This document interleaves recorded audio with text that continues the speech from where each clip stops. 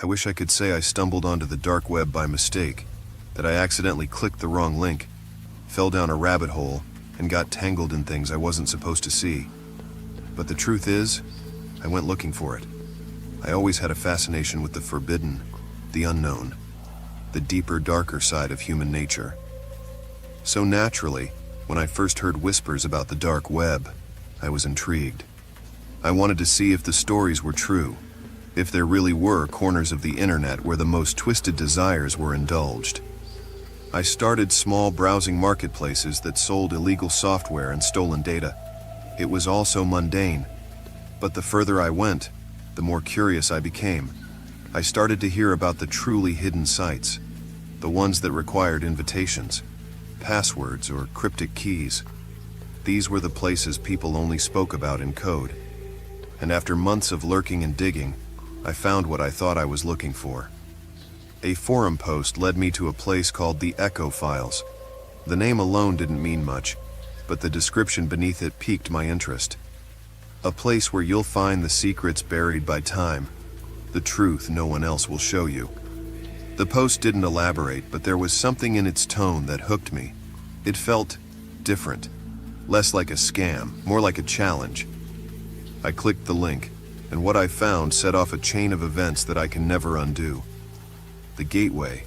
The site was stark, just a black screen with a single prompt asking for a password. Below it was a message: to hear the echoes, you must know what's lost. I didn't know the password, but that didn't stop me from trying. Over the next few days, I scoured the internet, looking for any clue about what the Echo Files might be. I visited chat rooms, messaged old contacts, and even asked some of the more seasoned hackers I knew if they'd ever heard of it. Most had no idea what I was talking about. But then I got a reply from someone under the username Eraser. They told me they'd heard of it before, but only in whispers. It's not a marketplace, Eraser said. It's not even a game. It's something older, like an archive or a vault. No one who's been in ever talks about it again. If you're smart, you'll drop it. That should have been enough to scare me off, but it wasn't. The more I heard, the more obsessed I became. It was like a puzzle I couldn't leave unfinished. Every night I spent hours trying to figure out the password, and after what felt like forever, I found it. It was buried in an old, forgotten forum. Someone had posted a string of code back in 2012, and in it, hidden between lines of junk data, was a phrase: "Dead echoes sing loudest." I didn't know what it meant, but I tried it as the password. It worked. The files. The website changed immediately. The black screen disappeared, replaced by a list of folders. They were labeled simply as numbers, dates, it seemed. The oldest one was from 1967, the most recent from just a few months ago. Each folder had dozens of files within it, all labeled as recordings. My curiosity spiked. What could these be? Old government secrets? Conspiracy theories? I clicked on the oldest file, expecting static or some kind of cryptic nonsense. What I heard was far worse. The recording started with a man's voice, trembling and breathless. He was talking fast, whispering like he didn't want to be overheard. His words were hard to follow, but I caught enough to understand that he was scared. Terrified, actually. He kept saying things like, "They're watching," and "It's not what we thought." But before I could make sense of it, there was a sudden loud noise. A bang, like a door being kicked in. The man's voice cut off, replaced by a muffled struggle, then silence. That's when the whispers started. They were faint at first, barely audible, but they grew louder as the seconds ticked by, a chorus of voices overlapping, all saying things I couldn't understand. The recording ended abruptly, leaving me staring at my screen, heart pounding. I wasn't sure what I had just heard, but it rattled me. I clicked on another file, this one from the early 70s. The same thing. Another panicked voice, another sudden silence, followed by those disturbing whispers. The files varied in length, but they all followed the same pattern. Whoever these people were, they seemed to have discovered something they shouldn't have. And it always ended the same way, with them being silenced. The whispers. I should have stopped then. I should have logged off, deleted the link, and pretended like I never found the site. But I didn't. I kept going, clicking through more files, each one more unsettling than the last. The voices were all different. Men, women, some even sounded like children. But the whispers were always the same. By the time I reached the newer files, something had changed. The voices sounded more frantic, and the whispers, they weren't just background noise anymore. They were clearer, almost intelligible. I could make out words, phrases. At first they were random, nonsensical. But then I started to notice something horrifying. The whispers were calling my name. The stalker. It wasn't long after I found the files that things started happening. Little things at first. My internet connection would drop unexpectedly, or my screen would flicker. I started getting strange emails too. Messages with no subject, filled with strings of random characters. They didn't make sense, but I could tell they weren't spam. Someone, or something, was trying to communicate with me. Then the real-world incidents began. I would hear footsteps outside my apartment at night, soft but deliberate. At first I thought I was imagining it. But then one night, I heard someone knock on my door. 3 slow, deliberate knocks. When I checked through the peephole, no one was there. I called the police, but they found nothing. No footprints, no signs of forced entry. They chalked it up to my imagination, said I was probably just spooked from being online too much. I wanted to believe them, but deep down I knew better. I had opened a door and now something was watching me. The descent. I stopped sleeping after that. Every time I closed my eyes, I heard those whispers. Louder now, insistent, as if they were in the room with me. They would call my name over and over, urging me to listen, to keep digging. I became obsessed with the files. I started listening to them non-stop, trying to find a pattern, a clue that would explain what was happening. But the more I listened, the more the whispers seemed to bleed into my life. I would hear them when I wasn't even on the computer. Whispers coming from the vents, the walls, even from my own phone. One night, while listening to a recording from 1995, I heard something that chilled me to the bone. The man in the recording was begging for his life, pleading with whoever was on the other end of the line. And then just before the whispers overtook him, he said my name. I stopped the file immediately, my hands shaking. How could that be possible? These recordings were decades old. There was no way they could know my name. Unless they weren't just recordings. Unless the echoes were still alive, still watching, still listening.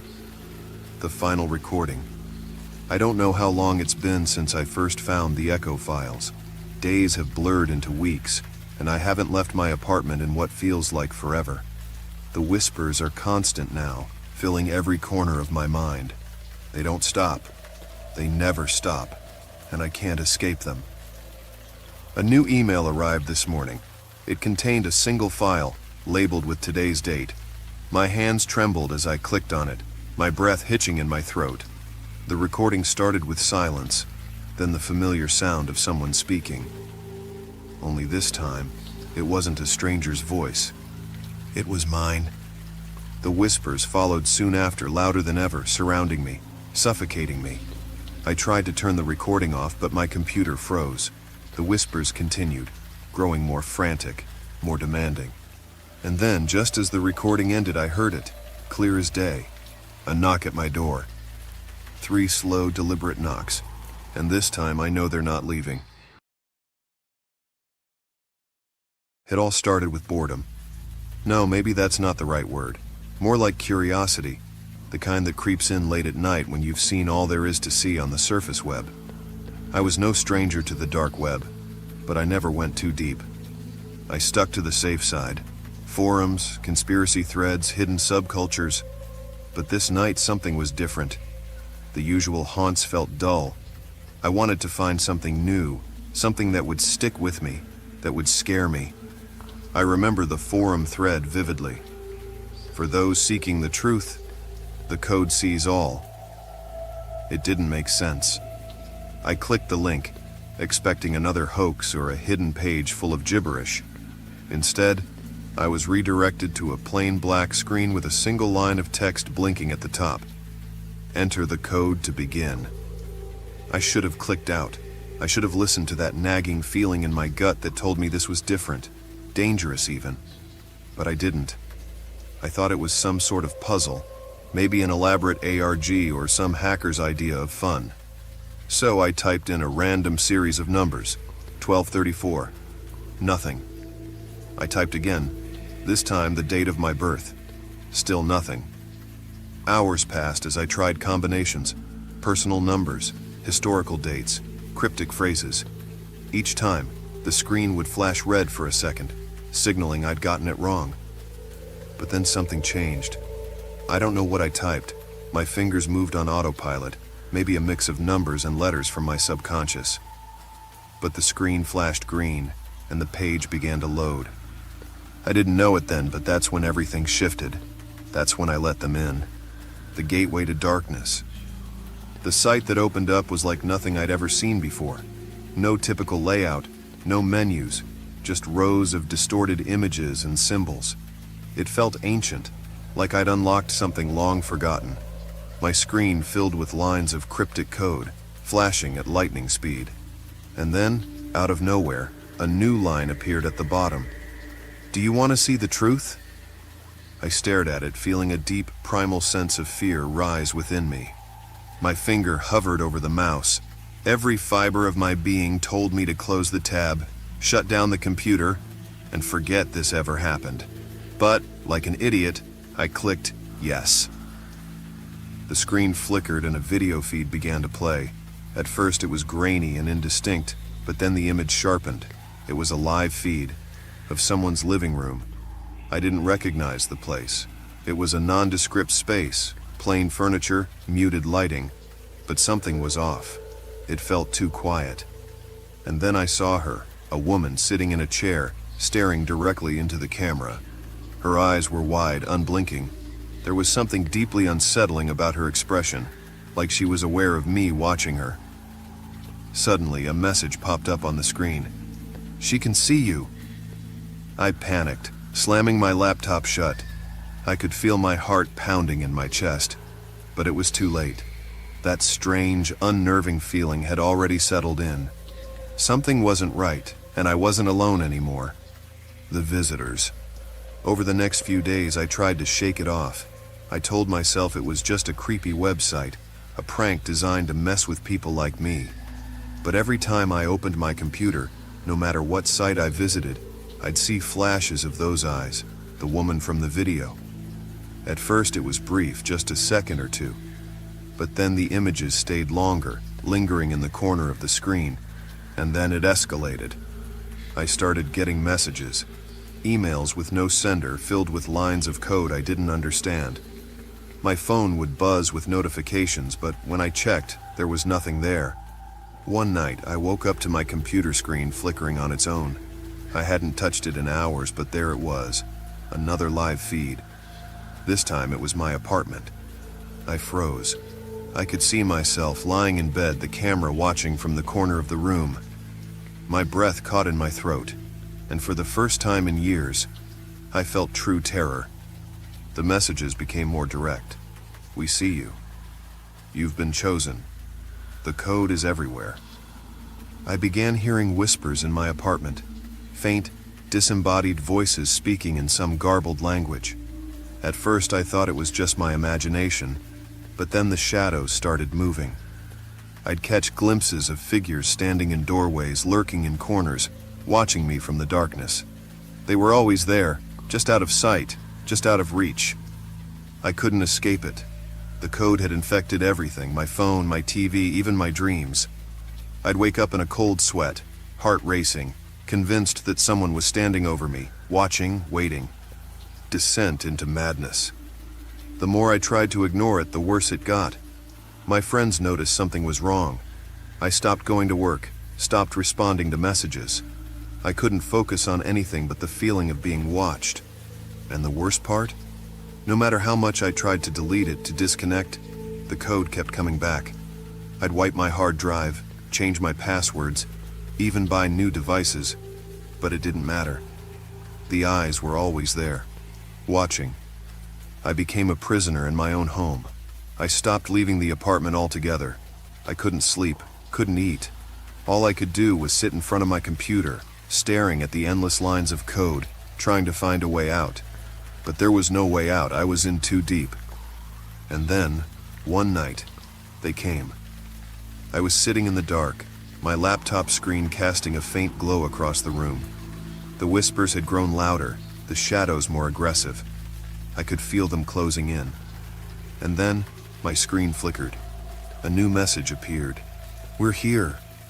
I didn't even have time to react before my door swung open, and they stepped inside. The final revelation. They were human, or at least they looked human. But there was something off about them. Something in the way they moved. The way they looked at me with those cold, empty eyes. They didn't speak. They didn't have to. I knew why they were there. I'd been chosen. The code had marked me, and now I was part of it. They didn't need to drag me away. I stood up and followed them willingly, out into the night, into the unknown. I don't know what's real anymore. I don't know if I ever left that apartment, or if I'm still trapped inside, a prisoner of the code. All I know is that the eyes are still watching, still waiting, and now, so am I.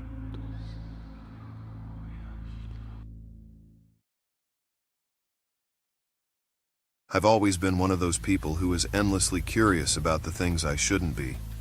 When I was a kid, it was scary movies or ghost stories. As I got older, my interest turned to the weirder, darker parts of the internet. Not the typical surface web where most people spend their time, but the deep web, and eventually the dark web. I had no real reason to go there at first. I wasn't looking for drugs or counterfeit money like a lot of people were. My curiosity was purely academic, or so I told myself. I just wanted to know what was out there, what people were hiding.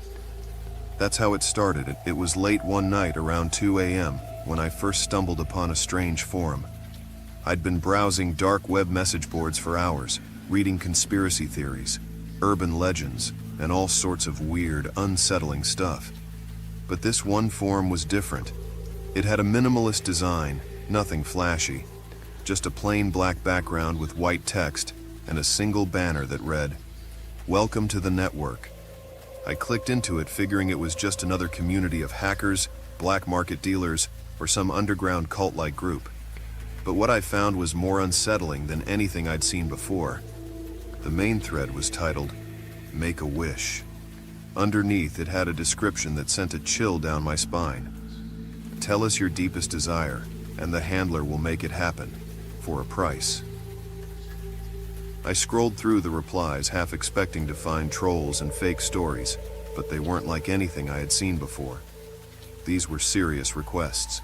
Some people were asking for small things, like money or an easy way out of a bad relationship.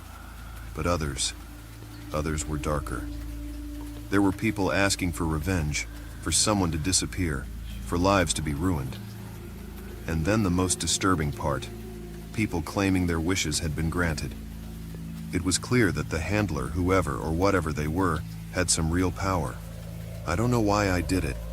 Maybe it was the fact that I was bored, or maybe I just didn't believe any of it was real. But after reading through the thread for what felt like hours, I posted a comment of my own. "I want proof. I want to know if you're real." That was it. No grand request, no dark desire, just proof. I regretted it almost instantly. It was like I'd thrown a pebble into a still pond and was waiting for the ripples to come back and hit me. But nothing happened. I sat there for another hour, refreshing the page, checking my email, waiting for a reply. It wasn't until the next night that I got a message. It appeared in my inbox just after midnight, from a user named Handler. The message was short, but it chilled me to the bone. "You'll have your proof. Tomorrow, 3 a.m. Be ready." There was something about the way it was phrased, something so cold and clinical about it. It didn't feel like a prank or a joke anymore. This was something serious, and I'd already dug myself in too deep. The first knock. The next night I couldn't sleep. I paced around my apartment, nervously glancing at the clock. As 3 a.m. crept closer, my anxiety grew. What was going to happen? Was someone coming? Was I going to be hacked? Robbed or worse. 3 a.m. arrived, and with it, nothing. For a full 5 minutes I sat there staring at the clock, wondering if it had all been some elaborate ruse. And then I heard it. A knock on my front door. It was soft, almost hesitant, but unmistakable. My heart rate skyrocketed. Who the hell would be knocking at my door at 3 in the morning? I grabbed a kitchen knife before slowly making my way to the door. My apartment wasn't in the best neighborhood, and I wasn't about to take any chances. I peered through the peephole, that there was no one there. Another knock, louder this time. My hand shook as I opened the door, knife raised, ready for anything. But there was nothing. No person, no sign of life, just a small, plain brown box sitting on my doorstep. Against my better judgment, I took the box inside. It was unmarked, no shipping label or name. I opened it carefully, half expecting it to explode or trigger some sort of trap. Inside was a single item, an old battered flip phone. I stared at it, confused. What the hell was this supposed to be? Before I could process it, the phone buzzed to life, the screen lighting up with a single message: "Call me." My heart hammered in my chest. The first call. I don't know what possessed me to do it, but I dialed the number that appeared on the screen. The phone rang twice before a voice picked up. It wasn't like any voice I'd heard before. Cold, emotionless, slightly distorted. "I told you I'd give you proof," the voice said. I swallowed, my throat dry. "Who are you?" There was a brief pause, and then the voice responded, "I'm the one who makes things happen. You asked for proof. Now you owe me." That phrase, "you owe me," sent a chill down my spine. "What do you mean? I didn't ask for anything." "You asked for proof and you got it. Now it's time to repay the favor." The spiral begins. The phone calls came every night after that, always at 3 a.m., always the same voice on the other end. At first, the tasks were small. Leave a package in a certain place, deliver an envelope to a specific address. I didn't know what was in them, and I didn't want to know. But I did it because every time I thought about refusing, I remembered the voice. "You owe me." It didn't take long before the tasks escalated. One night I was told to follow someone. They gave me a description: a middle-aged man, brown hair, glasses, and an address. I wasn't supposed to do anything, just follow him, watch where he went. So, I did. I followed him to a parking lot. I watched as he got out of his car and met another man. I couldn't hear their conversation, but I could tell something was off.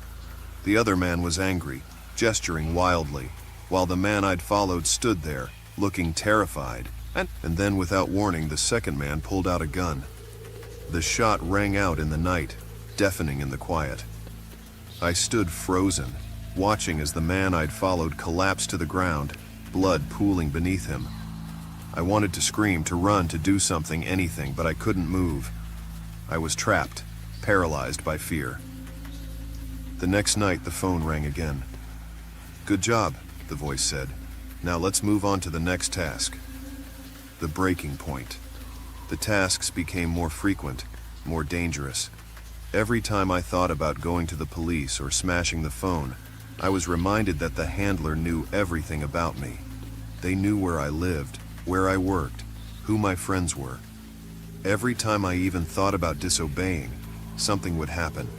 An anonymous email, a strange package on my doorstep, a picture of me taken without my knowledge. I was trapped. I had become the handler's puppet.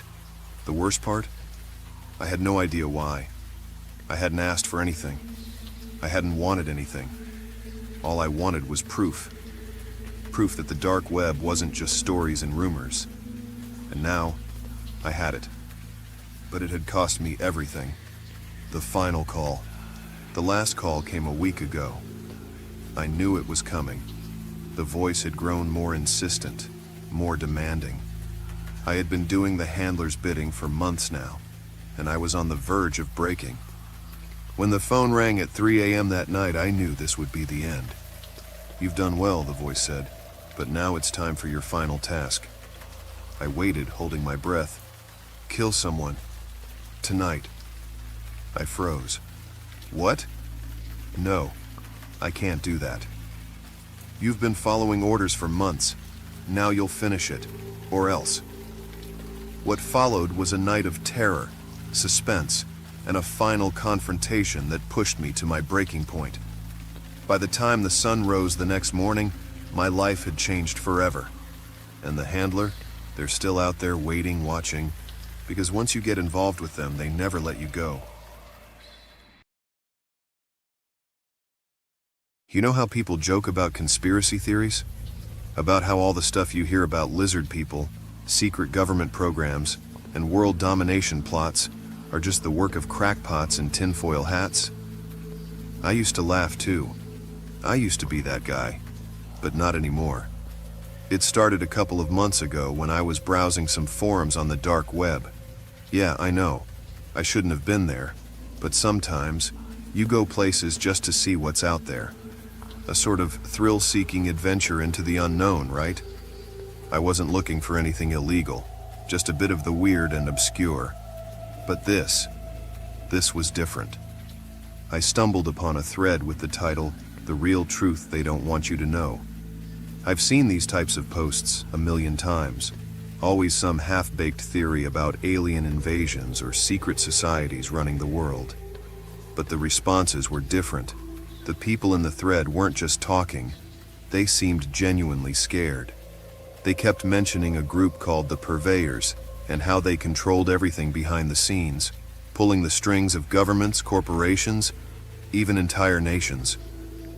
According to them, the Purveyors weren't just an idea, they were real, and they were watching. I was intrigued. I didn't believe any of it, of course. I figured it was some elaborate role-playing game or a troll job. So, naturally, I clicked the link that led to their proof. That's when everything started. The link took me to a series of encrypted files that had to be downloaded individually. It was slow, and while I waited, I scrolled through the forum posts. People were sharing strange accounts, how their lives had been affected after they started digging into the Purveyors. Some claimed their friends had disappeared. Others said they were getting constant calls from unknown numbers. But there were also stories that didn't seem possible, about shadows following them in the streets, strange faces appearing in windows at night, their electronics acting on their own. When the files finished downloading, I hesitated. Something in me said, I shouldn't open them. I pushed the feeling aside though. Curiosity or stupidity got the better of me. The first file was a series of photographs. Old ones, grainy black and white shots, but not of landscapes or anything innocent. They were of people, dozens of them, all in formal wear, posing as if for some kind of official gathering. But it wasn't just any gathering. I zoomed in on the faces, the first person I recognized immediately. It was a photo of a world leader, one of the most influential people in history, looking much younger than I'd ever seen him. I zoomed out and looked at the others. They were all there, business moguls, actors, politicians, all mingling together as if they were part of some exclusive club. There was something unsettling about it. They were all smiling, but their eyes were different. Dead, almost like they were being forced to smile. I went through more files, video clips, strange audio recordings of static-filled voices mentioning assets, collateral, and a lot of references to Operation Commencement. What the hell was all of this? I was starting to feel sick to my stomach. This was getting too real. That night, my laptop wouldn't turn off. I tried everything. Force shutdown, pulling the plug, nothing worked. I unplugged the Wi-Fi, thinking it might be some kind of virus, but the screen stayed lit, showing a black background and a single message. You've seen too much. I stared at the screen, unable to move. My mind raced. Had I been hacked? Was this some kind of joke? Before I could process it, my phone rang. It was an unknown number, the kind you don't answer. But I did. I don't know why I did, but I picked it up. There was no sound on the other end, just breathing. Then, a whisper. Stop. That's all it said. And the call ended. I threw my phone across the room, my heart pounding in my chest. This was insane. It had to be some kind of elaborate hoax, but how? I'd been careful, using Tor, hiding my IP, all that stuff. I wasn't supposed to be trackable, but someone had found me. The next few days were a blur. Weird things kept happening. My phone started glitching, showing random pictures from the files I downloaded, even when I deleted them. One night, I heard footsteps outside my apartment. When I looked out the window, I saw a black car parked across the street. No one got out. It just sat there, the engine running. Then things escalated and I started receiving packages. The first one was just a simple envelope, no return address. Inside was a single photo of me, sitting at my desk, taken from outside my window. I dropped it, my hands shaking. That was impossible. No one could have gotten that close without me noticing. Then I started seeing them. People dressed in dark suits, sunglasses covering their eyes. They would be in the background watching me. On the train, at the coffee shop, outside my apartment. I couldn't prove it, but I knew it was them, the purveyors. I tried to tell a friend. I confided in Jake, my closest buddy, and even showed him the files. He didn't believe me, laughed it off, said I'd gotten too deep into the conspiracy stuff and needed a break. But the next day he stopped answering my calls. I went to his apartment, but it was empty. Cleared out like he'd never lived there. I was spiraling. I hadn't slept in days, and the shadows seemed to follow me everywhere. My laptop kept flashing that same message. You've seen too much. I decided to destroy everything, my laptop, my phone, anything that had touched the dark web. I thought if I got rid of the files, I could escape. But the nightmares didn't stop. I would wake up to the sound of static, whispers seeping into my dreams, repeating the same words over and over. They're always watching. I started sleeping with my curtains closed, afraid that someone or something was always watching from outside. But even then, I knew it wasn't enough. They were everywhere. I wasn't safe. I'm writing this now as a final warning. If you ever come across anything about the purveyors or a conspiracy that sounds too real, run. Don't open the files. Don't dig deeper. Don't make the same mistake I did. Because once you know the truth, there's no going back. And now they're watching you too. I've always been fascinated by conspiracy theories. They used to seem like puzzles, pieces scattered across history waiting to be put together. At first, I didn't really believe them. How could a handful of powerful people pull the strings on global events without anyone knowing? It felt too far-fetched. But the more I read, the more I started questioning what I thought I knew. The theories about the moon landing, secret societies, even deep state operations, all of it began to make sense after a while. My interest in conspiracy theories led me to the dark corners of the web, places not everyone knew about, where people whispered about things too dangerous for the surface web. But even the dark web wasn't the final layer. I learned that from a guy in an encrypted chat room who went by the name Atlas. Atlas claimed there was another level to the internet, a place where the true puppeteers of the world operated, the Shadow Protocol. At first I dismissed it as just another outlandish theory, but the way Atlas talked, with a confidence that came from knowing something the rest of us didn't, made me curious. He told me the protocol wasn't some mysterious organization or shadow government. It was a system, a set of rules created centuries ago that ensured the world would always be controlled by the same few, hidden behind layers of governments, corporations, and even revolutions. According to Atlas, once you started looking, you'd find traces of the protocol everywhere. Major historical events, the rise and fall of empires, even the invention of the internet, all connected by unseen forces. He claimed the protocol was real and that it was so vast and well hidden that no one could fully comprehend it. Only pieces of the puzzle were available, scattered across the deepest corners of the internet, encoded in ways that only those with the right knowledge could decipher. Atlas gave me a link, a dark web address that was cryptic and seemed inactive. "Start here," he said, "but be careful. Once you go down this rabbit hole, there's no turning back." I didn't take him seriously, not at first. I thought it would just be another conspiracy forum or maybe some cryptic documents that I'd have to spend hours trying to decrypt. But I was wrong. The link led me to a page that seemed like a dead end, a black screen with a single line of text. Enter the cipher. I didn't know what it meant, and after trying a few random guesses, I gave up. That night, I dreamt about strange symbols, twisted shapes that seemed to form words but didn't make sense. When I woke up, I had a thought. The dream, or whatever it was, must have been my subconscious mind processing the cipher. I opened the link again, and this time I typed in the symbols from my dream. The screen blinked. A new page loaded, dark, minimalist, with white text on a black background. There were no links, no images, just blocks of text written in an unfamiliar code. But I had a feeling this was what I was looking for. Over the next few days, I immersed myself in deciphering the text. At first, it was slow going, but once I cracked the initial code, it all came flooding in.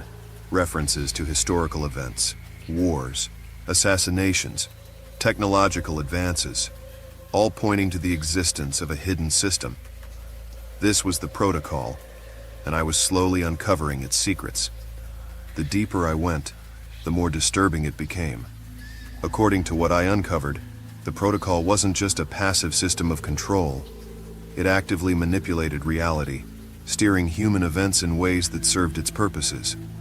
Revolutions, economic crashes, even pandemics were all part of its design, implemented to maintain the balance of power. What scared me most wasn't the idea of global manipulation, though. It was the realization that the protocol wasn't run by humans. The more I dug, the more references I found to something called the architect. At first I thought it was just another name for the people behind the protocol, but the more I read, the more it became clear.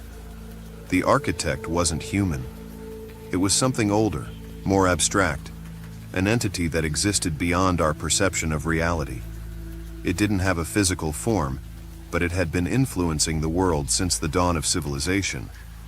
The protocol wasn't just a system of control. It was a prison, designed to keep humanity from discovering the truth about the architect. At this point, I should have stopped. I was getting into territory I didn't understand, and the more I uncovered, the more I felt like I was being watched. I started noticing things, small details that didn't seem right. My computer would freeze at odd times, the power would flicker, and sometimes I'd hear strange clicks on my phone when I made calls. At first I thought it was paranoia, but then the messages started. The first one was just a simple email with no subject. The body of the message contained a single line: "You've seen too much." I ignored it, assuming it was some troll from one of the forums I visited. But then, the emails became more frequent, more direct. They started to reference specific things I'd been researching, documents I thought were encrypted. Someone, or something, was watching me. It didn't stop there. One night, as I was working late, there was a knock at the door. It was a quiet knock, soft, deliberate. I checked the peephole, but there was no one there. The knocking continued for a few minutes, then stopped abruptly. I didn't sleep that night. The next morning, I found an envelope slipped under my door. Inside was a single sheet of paper with coordinates written on it, along with a time and date. The coordinates pointed to a location a few hours outside the city, deep in the woods. The time was midnight. I didn't know what to think. Part of me wanted to ignore it, but the other part, the part that had been chasing answers for so long, couldn't let it go. I needed to know the truth. The night of the meeting, I drove out to the location, unsure of what to expect. The road was dark and empty, the trees on either side casting long shadows under the moonlight. As I neared the coordinates, I saw a figure standing at the edge of the woods, dressed in a black coat, their face obscured by the shadows. I stopped the car and got out, my heart racing. The figure didn't move, didn't speak, just stood there, waiting. I approached slowly, my hand trembling as I reached for the envelope I had brought with me, the one that contained all the information I had gathered about the protocol. I thought maybe this was Atlas, or someone connected to him. Maybe they had answers. When I was just a few feet away, the figure finally spoke, their voice low and distorted, like it was being filtered through a machine. "You've seen too much," they said. "The architect knows." Before I could respond, everything went black. I don't remember falling. I don't remember hitting the ground. When I woke up, I was back in my apartment, my laptop open on the desk in front of me. The screen was blank except for a single line of text. "The protocol is watching." I tried to move, but my body was frozen, paralyzed. My mind raced, trying to make sense of what had happened. The figure, the message, it wasn't just a warning. It was a threat. And now I'm trapped. Trapped in this body. Trapped in this world, with the knowledge that the protocol is real, and that the architect is watching. I shouldn't have searched for answers. I should have stayed away from the dark web, from the theories, from the protocol, because once you've seen too much, there's no way out.